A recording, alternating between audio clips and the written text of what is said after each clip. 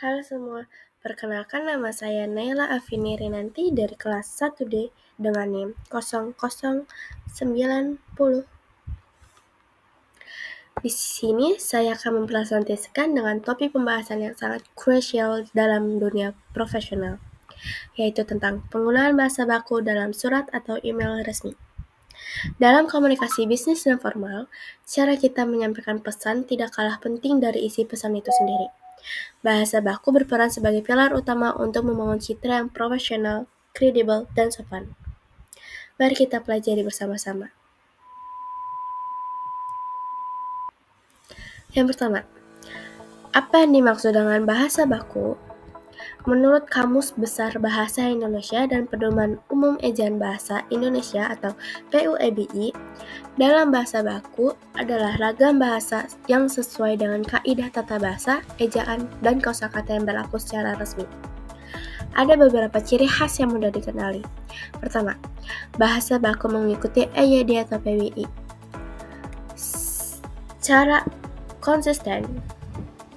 Kedua, bahasanya logis dan jelas, dengan struktur kalimat yang runtun sehingga mudah dipahami oleh semua pihak. Dan ketiga, bahasa baku menghindari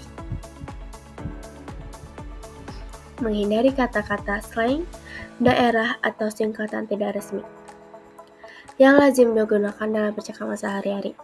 Tujuannya adalah untuk menciptakan keseragaman dan menghindari kesalahpahaman.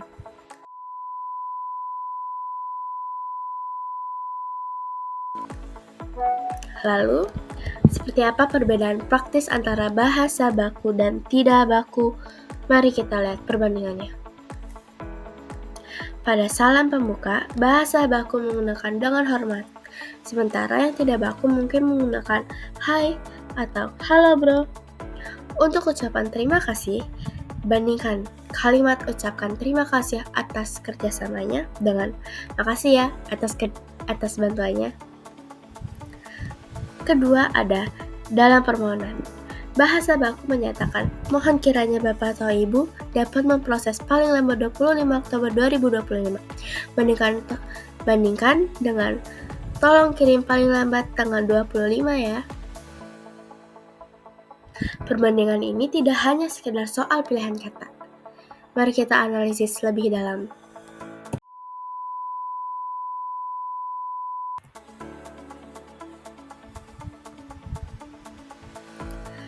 Dari segi ejaan dan tata bahasa, bahasa baku menggunakan kata mengikuti, sedangkan tidak baku mungkin ngikutin. Dari sisi kosakata, bahasa baku menggunakan sehubungan dengan, sementara tidak baku cenderung menggunakan soal atau tentang. Nah, yang paling terasa adalah tingkat kesopanan. Frasa mohon kiranya terdengar jauh lebih halus dan menghormati dibandingkan dengan tolong dong. Dan terakhir, dari struktur kalimat.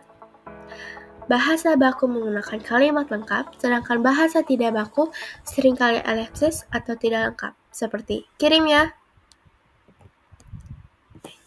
Kesimpulannya, penggunaan bahasa yang tidak baku dapat mengurangi kredibilitas dan kesan profesional Anda di mata penerima. Lalu di sini terdapat sekarang mari kita lihat contoh penerapannya dalam sebuah surat resmi. Di sebelah kiri, kita memiliki versi baku. Perhatikan salam pembukanya. Dengan hormat.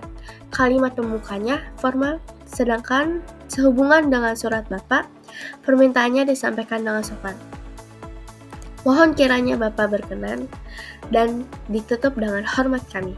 Sekarang, bandingkan dengan versi tidak baku di sebelah kanan. Salamnya menggunakan hai Pak, kalimatnya sangat singkat dan tidak formal. Soal surat nih, laporan proyeknya. Permintaannya terkesan memerintah.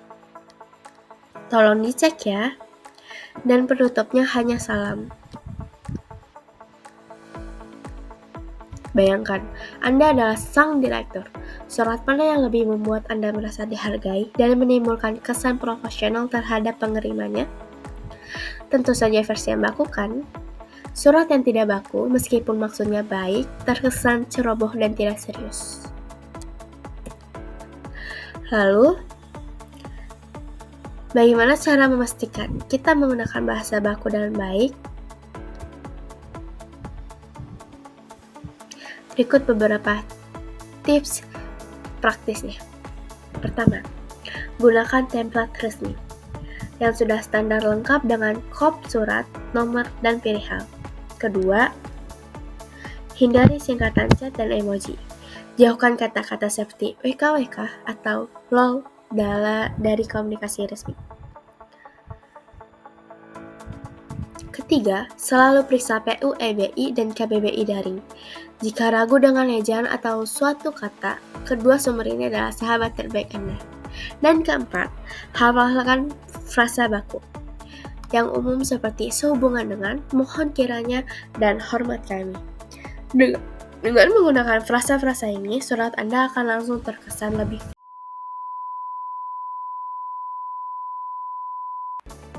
Sebagai penutup, dapat kita simpulkan bahwa penggunaan bahasa baku dalam surat atau email resmi adalah sebuah keharusan. Bahasa baku berfungsi untuk mencerminkan profesionalisme dan kredibilitas Anda maupun institusi. Menghindari salah tafsir yang bisa timbul dari bahasa santai yang ambigu. Memenuhi standar komunikasi formal yang diatur dalam PUEBI dan etika berkomunikasi, serta membangun hubungan kerja yang baik melalui kesopanan dan kejelasan berbahasa. Sebagaimana pepatah mengatakan, bahasa mencerminkan bangsa. Dalam konteks profesional, bahasa baku adalah identitas profesional Anda. Oleh karena itu, gunakanlah bahasa secara konsisten. Hindari kata-kata santai, dan selalu luangkan waktu untuk memeriksa ejaan serta struktur kalimat Anda. Dengan demikian, pesan yang Anda sampaikan akan tepat sasaran, dihormati, dan efektif. Terima kasih atas perhatiannya, semoga presentasi ini bermanfaat. Lalu di sini juga saya menggunakan beberapa referensi resmi dari bahasa Indonesia. Ini di atas. Sekian dari saya, terima kasih.